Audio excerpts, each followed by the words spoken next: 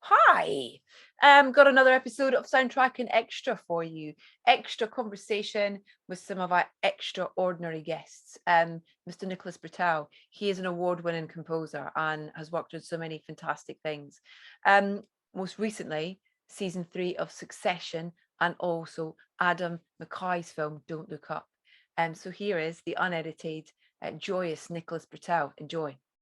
Oh, it's so great to see you. It's so good to see you too. I was trying to remember when, my sense of time is so distorted. I mean, I think all of Totally. us time is so distorted, but like when I saw you, I mean, the last time I saw you was We went in for London. tea. When we Yeah, went for we tea. went. We went for a cup of tea to the Savoy, and We I'm had, trying to we had think a what cup we of were. tea. When was that? I have no ability to remember Was so I reckon that was it was that 20, last BAFTA 20 was it, 20 I think it was 20, I think it might have even been 29. 20. No. I think it might have been, right? Wow. Yeah. Well, Anyway, there's a cup of tea long overdue then, yes, basically. indeed. I love Oh. the studio there, though. I love the on-air sound. That's Oh, cool. it's my little, I mean, needs must in this crazy time that we've been in. Great. So yeah, Great. I feel very lucky I've been able to do a load of stuff from here, with limited Wi-Fi as well, I have to add. But Oh, really? yeah, Okay. I yeah. mean, 2020 is something that I think I'm going to be parsing for the next 20 years. But listen, good to come out of it though, is I've Amen. been, yeah. Amen. There's so much to talk to you about. I mean, even in this kind of crazy world that we found ourselves in the past 18 months, you kind of, is there so much to talk about in terms of the wonderful work that you've been doing? And I've seen 3 episodes of the Amazing. Underground Railroad. Man, Yes. it's so great. I mean, I think, I adore Barry's storytelling, and I was really excited because I read Coulson's book prior to knowing that he was going to go make it, because I just was interested to see how he would present it to us, how he would give us the story. And I knew it was going to be powerful, but he does this great thing where the physical experience that you feel watching the show is extraordinary. It really, really, it really is. Even within the first episode, really, you're Yes. kind of you're right there with those characters. Exactly. I mean, this is a great relationship that you two have, and we've talked about it in the past, but talk to me a little bit about the conversations that you had about the Underground Road, because there's a great kind of opening on that first episode, this kind of great opening sort of cue, or I don't know even Mhm. how to describe it really, but it's Yeah. again, it all these things add to that physical experience you have as it Yes. immediately starts. It was such a massive scope of a project, and I mean, in some ways I'm still working on it because I'm actually finalizing the literal soundtrack with Barry right now. Oh wow. We're going to release a multi-volume album of it. Fantastic. Because you've already started experiencing, there's a lot of music. Yeah. And there's so much in a way to talk about, because for me and Barry, this was obviously our first joint series like this. So Yeah. I mean, even on something, even on a movie, which let's say is 90 to 120 minutes, we work so deeply. And so on something which is, basically like 10 hours approximately of length, I worked on it with Barry for, over 18 months, which is really for us was it, and in so many ways, I think it's like a furthering of everything that we've done before. It's Yeah. the largest scope. At times in the series, there's very orchestral elements, which for us, that was the largest orchestra the two of us together had done. I have, Yeah. in my own experience, I have recorded with bigger groups, but this was the biggest that we've ever done together on one of our projects.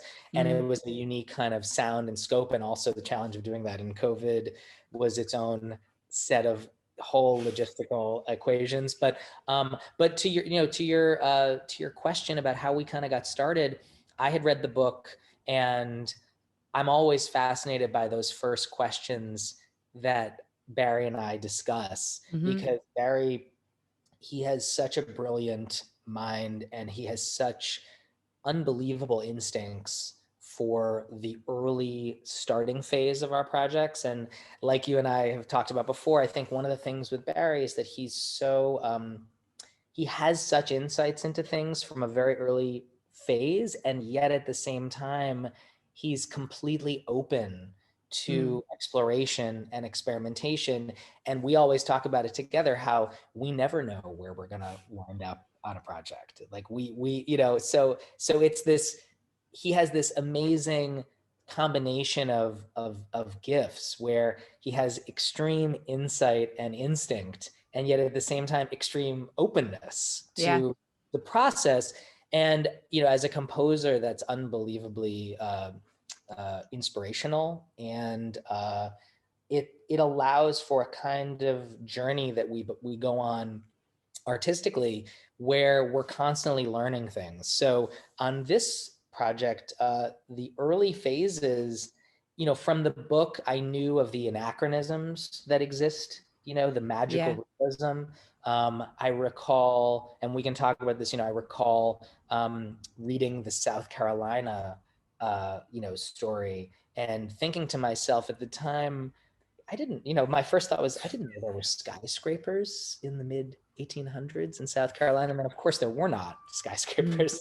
So there are these historical anachronisms, which adds a level of, like, it puts sort of almost like a question mark over things, where there's a strangeness to things. And I remember early on remarking to myself that I was curious what that would sound like. What would be the sound of that? And that's something that I think is, it's a big question. Where you go with that.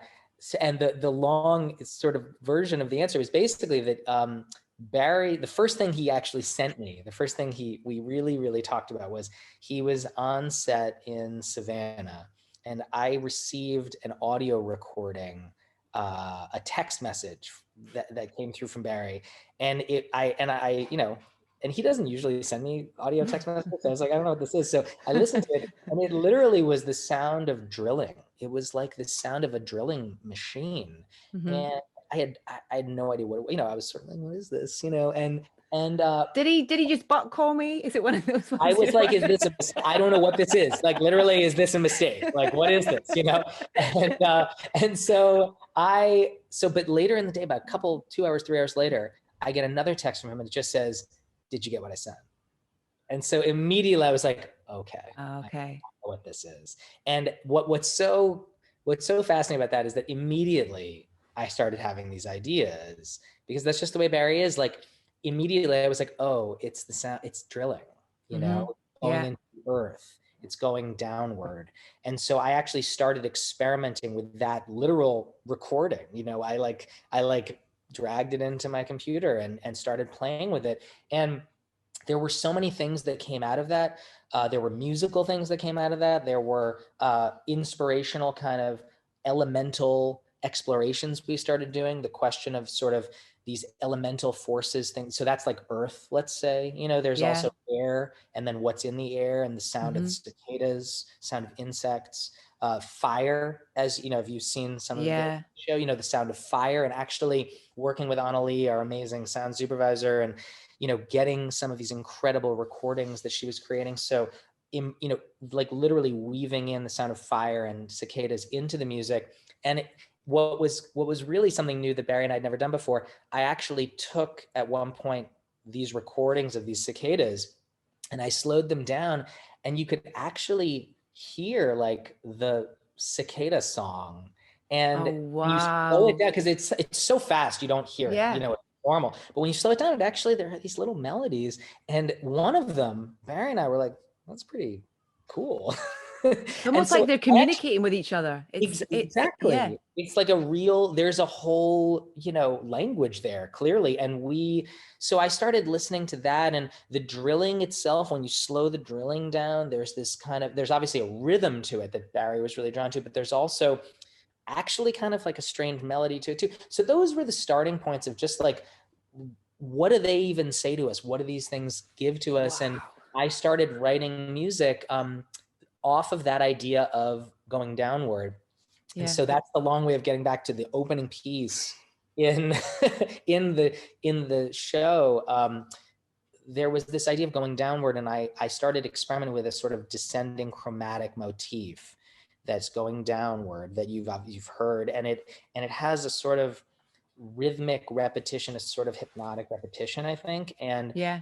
initially, pre-pandemic, there were a couple sessions where Barry and I got together, and one of them I remember was in LA before, I think it was early, I think it was like January 2020, and I wrote a piece with him there, and we called it Pillars. They were these sort of like chords that just sort of would fall and sit, and then Yeah. the next one would come up, and inside those chords there was this descending motif. And that piece, this pillars concept, was the basis of what you heard at the very beginning of the show, where obviously it went through many iterations as we went on. I put it on strings, and then I put it on this incredibly intense tremoloing with the strings, and then I actually recorded that with a 50-piece string orchestra at Air in London. Ah. Yeah, so that's where we did our orchestra recording, was all at Air, and they had this incredible setup where I would zoom in, and then there was a program called Audio Movers Mm-hmm. that would link. I'm sure you've probably talked to some composers who've used this. No. Well, basically, they would link the mixing board to obviously to the internet, and it was an almost instantaneous, basically real-time feed. So I'm in LA at 5 a.m. because we're doing these sessions, but with a crazy, so I set up the Zoom on a huge screen, and then I had the audio mover set up through my speakers, and it was actually, I mean, it was like I was hearing the board at Air in LA real time, which is Wow. crazy. It was crazy to me. I never thought that was, because the thing is, delay would make this sort of impossible if you're kind of Yeah. hearing things after the fact. So we were able to do that, and that was one of the almost miraculous things that came out of this period, was just it's never my, it would never again be my preference to do this sort of long distance recording. I don't hope Yeah. to do that often, but it was remarkable what we were able to do, because it did give a different perspective on it. I love to conduct the music, obviously, and to be there, Yeah. living, being with the musicians live is one of the greatest joys that comes out of this process. So, that was the one thing we weren't able to do. But that being said, being able to do it in LA long distance and have it come out the way it did, and to be able to hear it like that, was remarkable. It's so it's really interesting you talking about that second episode, the South Carolina episode as well, because it for me as well, there are moments where it almost feels like a sci-fi episode in a way, in terms of it's got this, and that's what's so clever, is that almost each episode is like it's feature film in itself, because it has differences to the previous, but then there are connections to it. It's so clever, and the music, I think, just has this great, so many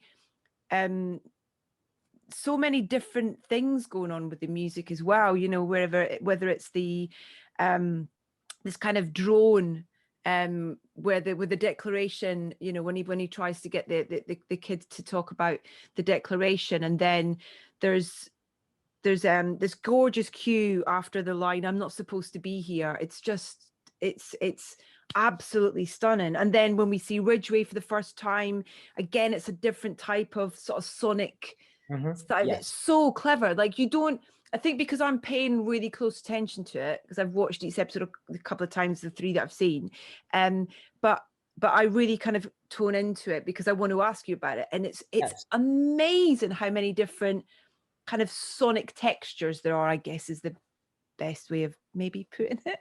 I know. Well, look, I appreciate you saying that. I mean, I think one of the greatest challenges with the scope of this project was that it required so many different sonic textures and sonic universes. It was really Yeah. something where I think it was essential to the work that it evolved that way. One of the central elements of the series is Cora's journey, clearly the central element in a Yeah. way. And it's a journey that is both physical and mental. It's psychological. It's also there's literal different states that she goes to, and there are figurative different states that she goes to. And I think whereas in, for example, on Succession, when I go from one episode to another, the Roy family is still the Roy family, and they're still probably in the same world. They are in the same world when they go from one, that's actually one of the key traits of it, is that we are with these people like that. With Underground Railroad, every episode we are going into a different world. Yeah. And it requires it to sound different. And Barry and I approached it that way, where we actually would say to ourselves that we were making it felt like we made, I think we said to each other, it felt like we made about 6 films, because because as you go, I think, and you and I have talked about this sort of the architecture, the kind of mapping of ideas. Early on, you're in so many different worlds as you go through these episodes, and then at a certain point, things begin kind of tying back together as well too. There's a moment I remember very clearly working with Barry. I think it was episode 8, where I was writing something new. And I remember Barry saying to me, "Can't have something new here. It has to tie to," he has such, again, I'm so lucky to work with it, because he has such amazing instincts on those sorts of things. But specifically with those different sonic textures that you talked about, I think, just sort of walking through some of them, there's I think in particular in the South Carolina episode, there is this almost, fantastical, lush orchestral sound, which is very on purpose to, like I was saying, to raise that question of what is this place, and I don't want to give anything away, but I think there is that kind of, I think there are different ways to imply question marks like that and strangeness, and it, sometimes, the first idea isn't always the right idea. And in this case, it took a while to figure out what that was. I think, just doing a strange sound on top of something that is strange doesn't necessarily work, because you're not learning anything new about what you're seeing. Then you're almost, when there's too close a mapping of what you're hearing and seeing, it doesn't add enough complexity. And I think with this in particular, finding the, that kind of orchestral sound over these images felt like it had that counterpoint where we were like, that, and then it gets us hopefully into Cora's state of mind, where she herself is saying, what is this play? What is happening? And so that's kind of one universe. But like you brought up, there's a more intimate instrumental kind of sound that happens in certain places. For example, there's obviously diegetic music in the world of the characters. For example, there's social waltzes, dance. Oh, the use of the in the first episode, after that horrific scene that involves fire, and then just the way that the fiddle comes in and they go and dance. It's so, if there hadn't been that music there, it would have still worked, obviously, but the lightness of that kind of jig and the dancing just makes the event that we've just witnessed even more utterly terrifying and unbelievable. Absolutely. And Barry is so specific with his understanding of every moment, what he's trying to do. Everything is on purpose. Every element is crafted, and every choice is thought out. We have long conversations about every idea.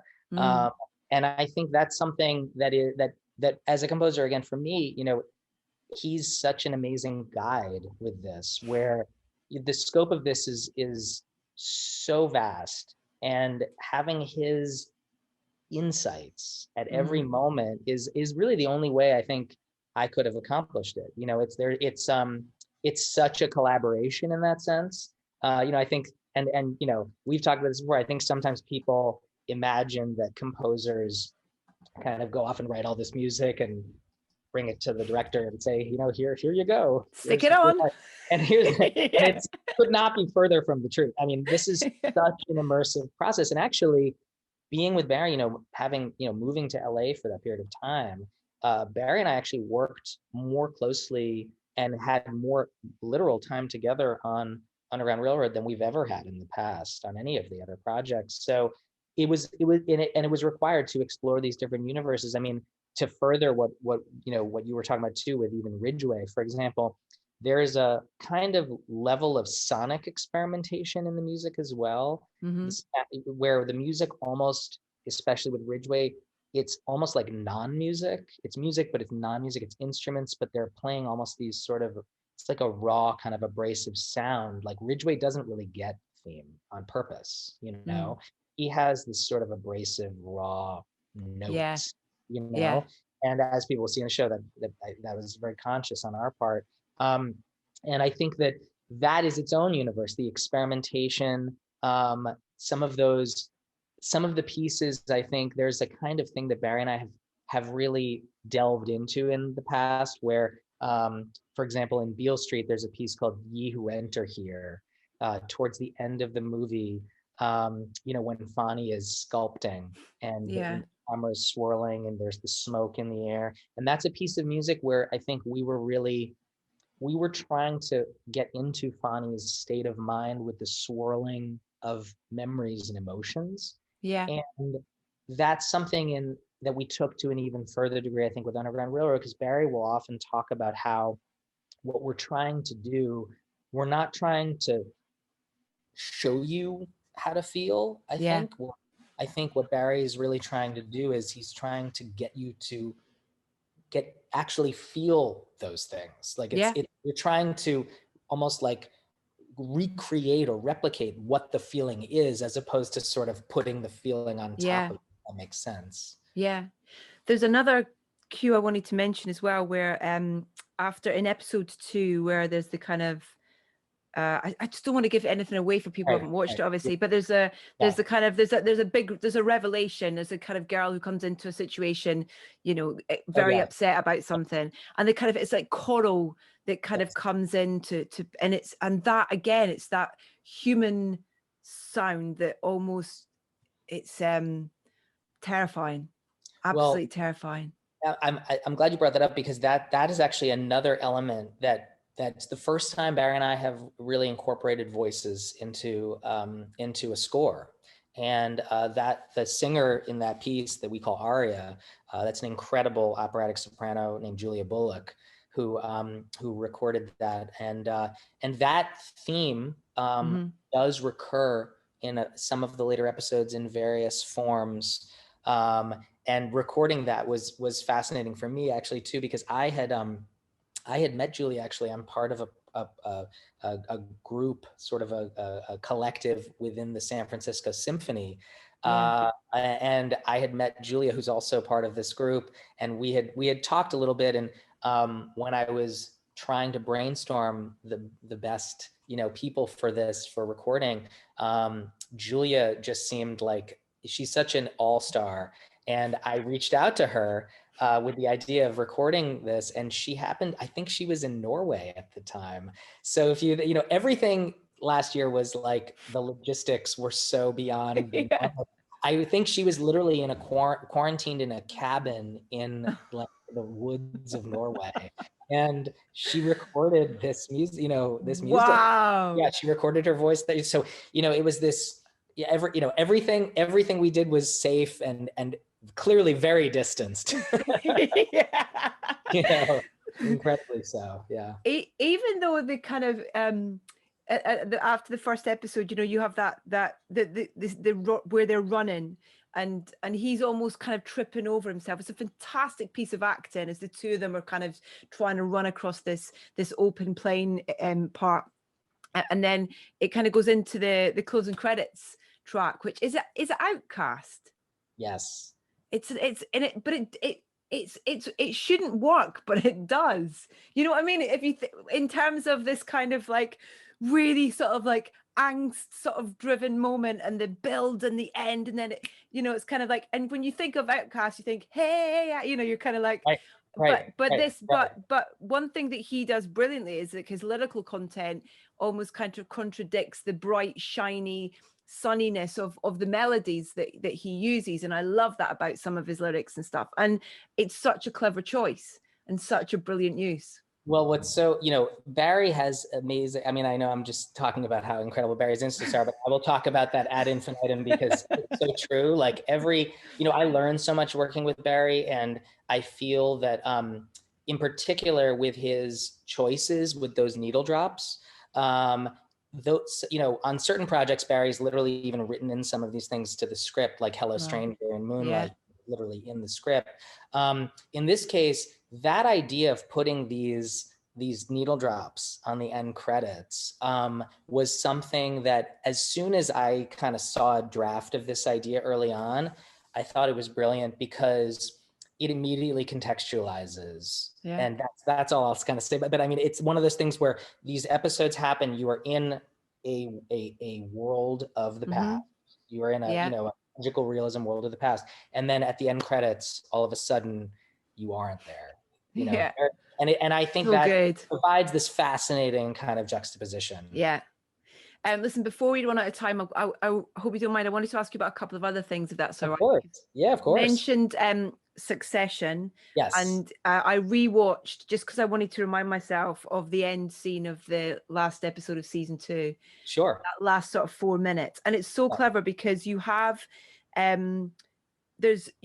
lot of people would have used music through that entire scene to build and build and build. And it's so clever because it's just bookended with this kind of really deep cello at the start. Mm-hmm. And then almost by the end, it feels like a lighter kind of like almost the weight is totally lifted. I don't want to spoil the series for anyone who hasn't seen it, but surely the world has seen season 2 of Succession by now. But I'm so excited about, I know there's, the pandemic and stuff has put kind of, in terms of the new season and stuff not being felt, I don't know where it is or whatever and stuff, but I'm assuming you're doing it or you've done it or. Yeah. So what I can talk about is but thank you. I'm, the end of so good. The end of season 2, I was in awe of that when I first got the cut of that episode. I remember watching the end and just my jaw dropped, Yeah. And so, and I was so inspired by what everyone had done on that episode. And that was such a, that was just a true joy to be able to kind of hope to match the almost, mythological level drama that had legitimately been created there. What he does with his father there, and that moment is so powerful for me too, watching it. But I think, with season 3, I actually had started working on it, before the pandemic. And we put a pause on that, clearly, as so many things, had to. And actually, just as a quick note, I mean, one of the reasons that we were able to work on Underground Railroad during the pandemic was because it basically finished right before. There were only a couple days left to shoot. So just somehow with the timing, that was able to get, into post-production. Succession was not, so they're shooting that now. That is in production. And I am working on it. And, it's exciting for me. I've loved having the, increased scope, like we're talking about, of episodic television with the real estate, but also it's something new for me, getting the ability with each season to think through, what do we want to, what commonality do I want, but also what do we want to change? Because I think, the most fun as a composer you have is in trying new things and in, furthering, experimenting with things. So I'm working right now on kind of what is season 3, and I'm having a lot of fun with it. And Cruella, hello, I can't wait to see this. I can't wait. It looks so, when I heard they were doing it and we saw some pictures and stuff, I had no idea what it was going to be, but from the trailers that we've seen, it looks fantastic. That must have been so much fun to just get your teeth into. Team. I got to tell you, it's an incredible team. The movie was made with so many stellar artists. I got it, and I had a really interesting kind of musical exploration on that one, where Craig Gillespie, who directed it, he, you know, I don't know how much I can talk about, but basically there's a lot of really cool music in the film. And what I'm Right. trying to do was actually create a score that could enmesh with that in a really cool way. So I ended up writing a Nice. very cool kind of, it was a first for me, this kind of like rock score in a way, Awesome. which is really something fun. And I got to, you know, we recorded it with all vintage gear actually at Abbey Road and in London with these amazing musicians. So that's a whole, you know, that's a whole fun, you know, thing to explore as well.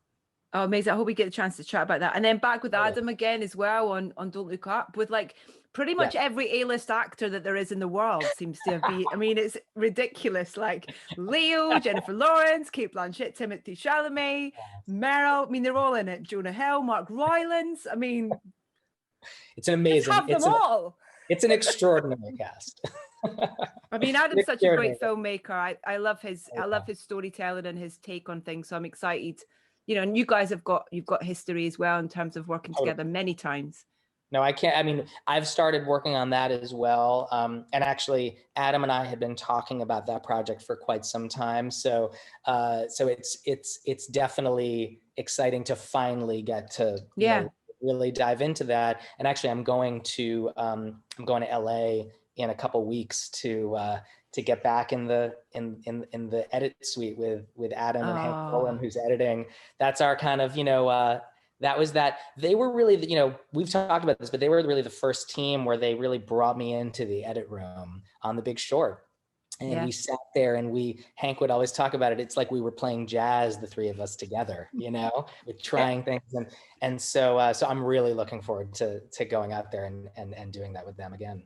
Okay, well, please, can we talk about all that? You know, when it gets released and stuff. But in the meantime, I'm so you know, I'm so excited to watch the rest of the Underground Railroad, just to see this fantastic journey and relationship that you and Barry have created. And it's so great to catch up with you and chat. So good to talk to you. I know. Yeah, I know. I hope we can do it again in person. yeah. At some, you know, More hopefully tea, not too please, Vicar. far. Yeah, no, exactly, exactly. We'll get back. We'll have our tea, and you know, and actually, I mean, I miss London so much. I love coming there, and you know, so I hope not too far off. No, I'm easy. I'm an hour on the train, so give me a shout when you're Okay. coming into town, and I'm there. I'll bring biscuits too. Awesome, All right. It's lovely to see awesome. you. Take So care, good to see Nicholas. you. Lots of Thanks so love. much. Bye. Hey. If you liked what you saw and you'd like to see more, make sure you subscribe to the channel and you'll be notified when a new episode drops. There is more on the way.